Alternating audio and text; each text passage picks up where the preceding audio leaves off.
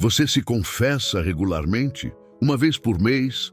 A cada 3 meses? Uma vez por ano? Ou apenas quando sente que cometeu algo realmente grave? Mas há algo que poucos sabem. Algo extraordinário acontece com a alma que se confessa com frequência. Algo que Santa Francisca Romana descobriu, viveu e que transformou completamente sua vida espiritual. Os próximos 24 minutos vão revelar o segredo de como Santa Francisca se preparava para receber Jesus na Eucaristia, literalmente. Santa Francisca Romana se confessava semanalmente, toda semana, sem falta, mesmo quando não tinha pecados graves, mesmo quando se sentia bem espiritualmente. E isso mudou tudo. Seu confessor documentou essa prática, explicou por quê, revelou os frutos. Você provavelmente nunca ouviu essa orientação, guardada nos tratados por quase 600 anos, mantida longe dos fiéis comuns até agora. Pare tudo agora mesmo. Porque o que você vai descobrir sobre a preparação para comungar dignamente vai transformar completamente sua vida sacramental. A última revelação é tão prática que você pode começar a aplicar ainda hoje, mas só fará sentido se você ouvir tudo até o fim. Escreva nos comentários agora: Jesus, ensina-me a me preparar dignamente. Vamos começar. Roma, Igreja de Santa Maria Nova, início dos anos 1400. Toda semana, sem exceção, Francisca vai ao confessionário. Procura o padre Antônio Savello, seu confessor, ajoelha-se e confessa. Mas o que ela confessa? Pecados mortais terríveis, crimes horríveis, falhas graves? Não.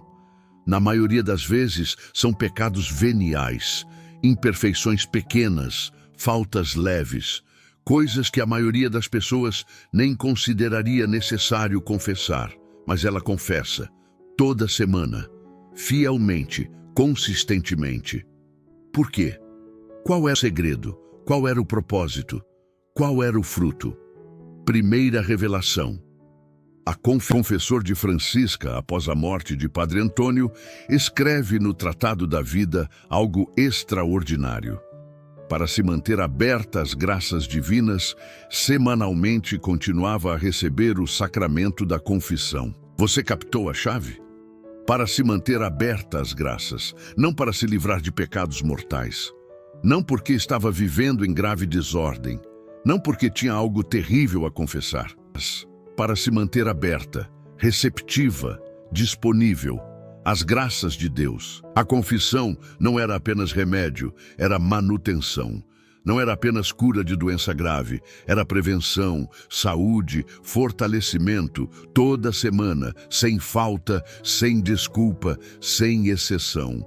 Mesmo quando estava ocupada, mesmo quando tinha muitos afazeres, mesmo quando se sentia espiritualmente bem, porque ela entendia algo profundo, algo que a maioria dos católicos não entende. Segunda revelação. Porque a confissão frequente é essencial. A alma não é estática, não permanece no mesmo estado. Não mantém o mesmo nível de graça automaticamente. A alma é dinâmica, está sempre em movimento, ou crescendo, ou decaindo, ou se abrindo mais, ou se fechando aos poucos. E o pecado venial, aquele que não é mortal, aquele que não rompe completamente com Deus, esse pecado tem um efeito. Ele não mata a alma, mas a enfraquece, não a separa totalmente de Deus, mas cria distância. Não a condena ao inferno, mas dificulta o caminho para o céu. Pense numa janela. Uma janela limpa deixa a luz entrar plenamente, mas se você deixa a poeira acumular, dia após dia, semana após semana, mês após mês, a poeira se acumula e a luz começa a diminuir. Não porque a luz do sol mudou, mas porque a janela está suja. Esta é a alma com pecados veniais não confessados. A luz de Deus continua brilhando, mas a alma não recebe plenamente, não absorve completamente, não se transforma totalmente. Francisca entendia isso e por isso se confessava toda semana. para limpar a janela, para manter a transparência, para permanecer totalmente aberta às graças. Terceira revelação. Santa Francisca via demônios sobre pecadores. Outro detalhe extraordinário documentado sobre Francisca. Ela tinha o dom de ver demônios, fisicamente, com os olhos espirituais, e o que ela via era aterrorizante e revelador. Santa Francisca observava um demônio em cima de alguém que estivesse em estado de pecado mortal. Em cima, literalmente, oprimindo, dominando, controlando. Então, acontecia algo extraordinário. Confessado o pecado, via ela o mesmo demônio ao lado da pessoa. Ao lado, não mais em cima, não mais dominando, mas ao lado, enfraquecido, sem poder, sem o mesmo controle. Após uma excelente confissão, o anjo mau ficava enfraquecido e a tentação não tinha mais o mesmo grau de energia. Você vê o poder do sacramento? Você entende o que acontece no confessionário? Não é apenas um ritual, não é apenas uma obrigação, não é apenas uma formalidade. É batalha espiritual, é libertação, é fortalecimento da alma contra as forças do mal. E quanto mais frequente a confissão, quanto mais regular a purificação, quanto mais consistente a limpeza espiritual, mais fraco fica o demônio, mais forte fica a alma, mais poderosa fica a resistência contra o pecado. Quarta revelação, o jejum e a penitência de Francisca. Mas a confissão semanal não era a única preparação de Francisca. Havia mais, muito mais. Muitas vezes jejuava, passando dias a pão e água, dedicando horas à oração e à meditação. Horas, não algumas refeições, mas dias inteiros. A pão e água apenas. Por quê? Por obrigação? Por lei? Por imposição externa? Não, por amor, por desejo de união com Cristo, por vontade de se purificar mais profundamente, num contato permanente e amoroso com o Senhor. O jejum não era punição, era preparação. Não era sofrimento sem sentido, era purificação intencional.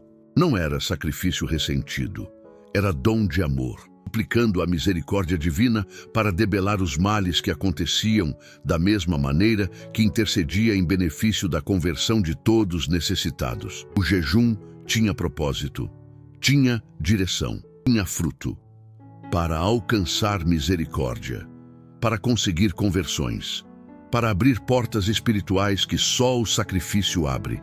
Esta era Francisca, esta era sua preparação, esta era sua disciplina espiritual. Quinta revelação, a prioridade correta. Mas há um detalhe importante que precisa ser mencionado, algo que mostra o equilíbrio de Francisca, a sabedoria de sua vida espiritual. Padre Matiotti salienta no seu Tratado da Vida que, se ela estava ocupada em casa, deixava para atender depois a necessidade espiritual. Você leu isso? Você captou a importância? Francisca nunca colocou suas necessidades espirituais e as práticas contemplativas na frente em relação à sua disponibilidade pessoal. Sempre priorizou a família. Ela era casada, tinha filhos, tinha responsabilidades domésticas, tinha deveres familiares, e esses deveres vinham primeiro, antes da oração prolongada, antes do jejum extenso, antes dos êxtases místicos. Por quê? Porque ela entendia a vontade de Deus. A vontade de Deus para ela, naquele momento de sua vida, era ser boa esposa, boa mãe, boa administradora do lar. E ela cumpria esses deveres, fielmente, dedicadamente, amorosamente, não como obstáculo à santidade, mas como caminho para a santidade. Não apesar dos deveres familiares, mas através dos deveres familiares. Esta é uma lição profunda para todos, especialmente para pessoas casadas, para pais e mães, para aqueles com responsabilidades familiares. A santidade não exige que você abandone seus deveres, não exige que você negligencie sua família, não exige que você se isole do mundo. A santidade se vive no cumprimento fiel dos deveres do seu estado de vida, com amor, com dedicação, com excelência. Sexta revelação. O equilíbrio entre contemplação e ação. Francisca vivia um equilíbrio extraordinário, raro, difícil, mas possível. Ela tinha êxtases místicos que duravam horas, visões profundas do céu, do purgatório, do inferno, conversas com anjos, revelações divinas. Mas também cuidava da casa, preparava refeições, cuidava dos filhos, servia o marido, administrava o lar e servia os pobres, visitava os doentes, alimentava os famintos, consolava os aflitos, curava os enfermos através da oração e intercessão. Como ela fazia tudo isso? Como equilibrava contemplação e ação, mística e prática, céu e terra? A resposta está numa frase simples, mas profunda. Mantendo o seu olhar na direção de Deus, traçou uma única diretriz de ajudar ao irmão, porque ele é a imagem do Senhor. Tudo estava conectado, tudo tinha o mesmo centro, tudo fluía da mesma fonte. Deus, sempre Deus, somente em todas as coisas. Deus através de todas as pessoas. Deus no meio de todas as atividades. Sétima revelação. A graça conforme a capacidade. Numa de suas visões, no dia de Pentecostes, Francisca ouve algo extraordinário. Algo que explica muito sobre como a graça funciona. Não só no dia de Pentecostes, quando os apóstolos e os discípulos receberam graças derramadas pelo Espírito Santo, mas corretamente, ele continua a derramar suas graças em qualquer lugar do mundo, em qualquer dia ou hora, a todas as almas justas. Deus derrama graças constantemente, incessantemente, abundantemente, para todas as almas justas, em qualquer lugar, a qualquer hora, todos os dias, não apenas em Pentecostes, não apenas em momentos especiais, não apenas para pessoas especiais, mas sempre, para todos, para você. Mas então vem a parte crucial. Entretanto, conforme a capacidade de cada pessoa, isto é, conforme ela esteja mais ou menos em estado de graça. A graça é derramada abundantemente, mas a recepção depende da capacidade, e a capacidade depende do estado de graça. Um copo limpo pode ser enchido completamente, mas se o copo está sujo, se tem sedimentos no fundo, se tem impurezas nas paredes, a capacidade diminui, da mesma forma com a alma. Uma alma em pleno estado de graça, purificada pela confissão frequente, fortalecida pela comunhão digna, santificada pela oração constante, tem grande capacidade, pode receber muito, pode conter muito, pode ser transformada profundamente. Uma alma em pecado venial constante, sem confissão regular, sem purificação frequente, sem limpeza espiritual, tem capacidade diminuída. Deus derrama a mesma quantidade de graça, mas a alma recebe menos, absorve menos, transforma-se menos. Por isso a confissão frequente é essencial, não apenas para perdoar pecados, mas para aumentar a capacidade, para limpar o copo, para abrir espaço para mais graça. Oitava revelação. O exemplo que atrai outras almas. O exemplo digno de Francisca e de Vanoza, auxiliando os necessitados onde estivessem, despertou a atenção da sociedade romana e atraiu outras senhoras nobres a imitar aquele admirável modelo. A santidade atrai, a autenticidade contagia, o amor verdadeiro multiplica. Francisca não pregava apenas, não apenas ensinava, não apenas falava, ela vivia.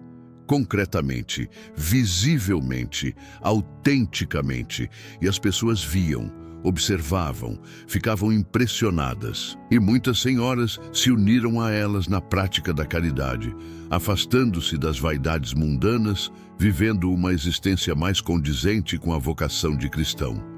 Este é o poder do exemplo. Este é o fruto da santidade autêntica. Este é o resultado de uma vida verdadeiramente transformada. Você não precisa de milhares de palavras, não precisa de discursos eloquentes, não precisa de argumentos sofisticados. Você precisa viver autenticamente, consistentemente, amorosamente e sua vida será o sermão. Seu exemplo será a pregação, sua transformação será o testemunho. Agora vamos fazer uma pausa, porque preciso te pedir algo importante. Este vídeo está mostrando a você um caminho prático de preparação espiritual. Se está revelando a importância da confissão frequente, se está despertando em você o desejo de viver com mais santidade, clique no botão de like agora. Não é sobre números, é sobre fazer essas verdades alcançarem mais católicos que vivem sem saber disso, que acham que confissão é só quando se comete algo grave, que não entendem o poder da purificação frequente. E se ainda não é inscrito, inscreva-se agora e ative o sininho. Porque esse tipo de conteúdo, revelações autênticas de santos, verdades espirituais documentadas, está cada vez mais raro. Aqui você vai encontrar a fé católica na sua profundidade real. Inscreva-se para não perder essas verdades. No próximo vídeo vamos revelar o que Santa Francisca via acontecer quando alguém pronunciava o nome de Jesus. E por que os demônios tremiam mesmo quando o nome era pronunciado em blasfêmia. Não perca. Mas agora vamos continuar. Nona revelação. Os êxtases após a comunhão. A Capela do Anjo na Basílica de Santa Maria Nova era o local principal aonde aconteciam os seus êxtases, pois geralmente aquelas manifestações sobrenaturais ocorriam durante a Santa Missa, imediatamente depois de receber a Sagrada Comunhão. Imediatamente depois, não horas depois, não dias depois, mas imediatamente. Por quê? Porque ela estava preparada, porque tinha se confessado, porque em estado de graça, porque sua alma estava limpa, aberta, receptiva, envolvida por uma concentração espiritual forte e elevada, perdia contato com a realidade circundante por uma ou mais horas. Uma concentração que não acontecia por acaso, que não vinha automaticamente, que era fruto de preparação, de disciplina, de dedicação. Ela chegava cedo à missa, rezava antes, silenciava o coração, aquietava a mente, abria a alma, preparava-se intencionalmente, propositalmente, devotamente. E então, quando recebia a comunhão, quando Jesus entrava em seu coração, quando a graça a inundava, ela estava pronta, disponível, capaz de receber plenamente. E os êxtases aconteciam, as visões vinham, as revelações eram dadas, não porque ela era especial por natureza, mas porque estava preparada por graça. Décima revelação. A variação dos estados de êxtase. Estes estados tinham diferentes graus de profundidade e de intensidade. Nem todos os êxtases eram iguais. Nem todas as visões tinham a mesma intensidade. Nem todas as revelações tinham o mesmo grau de profundidade. Variavam, conforme a necessidade, conforme o propósito de Deus, conforme o estado de preparação da alma. Às vezes eram breves, alguns minutos, uma visão rápida, uma palavra específica, um encorajamento pontual. Outras vezes eram prolongados, horas, visões extensas, revelações profundas, instruções detalhadas, mas sempre havia um denominador comum: preparação, estado de graça, confissão frequente, comunhão digna, oração constante. 11ª revelação. Como você pode começar hoje? Agora a pergunta inevitável: como você aplica isso na sua vida? Como você começa? Como você implementa essas verdades? Primeiro, comprometa-se com a confissão mensal. Se você não está se confessando regularmente, comece com uma vez por mês, todo primeiro sábado, ou toda primeira sexta, ou todo primeiro domingo após a missa. Escolha um dia fixo, marque na agenda e vá, mesmo que você ache que não tem nada grave para confessar. Vá. Confesse os pecados veniais, as imperfeições pequenas, as faltas leves, aquela impaciência com a esposa, aquele julgamento do vizinho, aquela fofoca no trabalho, aquela preguiça espiritual. E peça ao padre orientação, peça conselho, Peça ajuda para crescer, para melhorar, para se santificar. Segundo, prepare-se para a missa. Chegue 15 minutos antes. Não corra para entrar na hora. Não chegue atrasado. Não se sente sem preparação. Use esses 15 minutos para rezar, para silenciar, para se colocar na presença de Deus, para pedir que Ele prepare seu coração. Terceiro, permaneça após a comunhão. Não saia correndo. Não se distraia imediatamente. Não volte ao celular assim que volta ao banco. Permaneça 20 minutos, meia hora, em ação de graças, em adoração. Deixe Jesus trabalhar em você. Quarto, jejue regularmente, uma vez por semana, toda quarta ou sexta, a pão e água, ou sem carne, ou uma refeição apenas. Ofereça esse jejum por uma intenção específica, por uma conversão, por uma graça, por purificação pessoal. Quinto, ore diariamente, mesmo que apenas 15 minutos, mas todos os dias, sem exceção, sem desculpa. Terço, leitura espiritual, meditação, adoração. Escolha uma forma e seja fiel. 12ª revelação. O estado de graça é tudo, conforme ela esteja mais ou menos em estado de graça. Esta é a chave, este é o segredo, este é o fundamento. Estado de graça, não estado de perfeição, não estado de impecabilidade, mas estado de graça, sem pecado mortal, reconciliado com Deus, em amizade com Ele, aberto às suas graças. E como manter esse estado? Através da confissão frequente, através da vigilância constante, através da fuga das ocasiões de pecado. Recapitulando o que descobrimos hoje, Santa Francisca se confessava toda semana para se manter aberta às graças, não apenas para perdoar pecados graves, mas para limpar os veniais e fortalecer a alma. Ela via demônios sobre pessoas em pecado mortal e via os demônios enfraquecidos após uma boa confissão. O sacramento tem poder real na batalha espiritual. Francisca jejuava e orava constantemente, mas nunca negligenciava seus deveres familiares. A santidade se vive no cumprimento fiel do próprio estado de vida. Deus derrama graças constantemente, mas cada alma recebe conforme sua capacidade. E a capacidade depende do estado de graça. Como está escrito na primeira carta de João, capítulo 1, versículo 9. Se confessarmos os nossos pecados, Deus é fiel e justo para nos perdoar os pecados e nos purificar de toda injustiça. Marque uma confissão. Esta semana, não adie, não deixe para depois, não espere cometer algo grave. Vá, confesse os veniais, peça orientação e comece a trilhar o caminho da santidade que Francisca trilhou. Nos comentários, declare seu compromisso. Escreva: vou me confessar regularmente, ou vou começar a me preparar melhor para a missa. Ou vou jejuar semanalmente. Declare publicamente, comprometa-se publicamente e deixe que esta comunidade te apoie nesta jornada de transformação. Se este vídeo mostrou a você um caminho prático de santidade, se revelou a importância da confissão frequente, compartilhe com alguém que precisa ouvir isso. E junte-se a esta comunidade se ainda não é inscrito, porque no próximo vídeo vamos revelar o poder do nome de Jesus e o que acontece no mundo espiritual toda vez que esse nome é pronunciado. Que você viva sempre em estado de graça. Até a próxima revelação.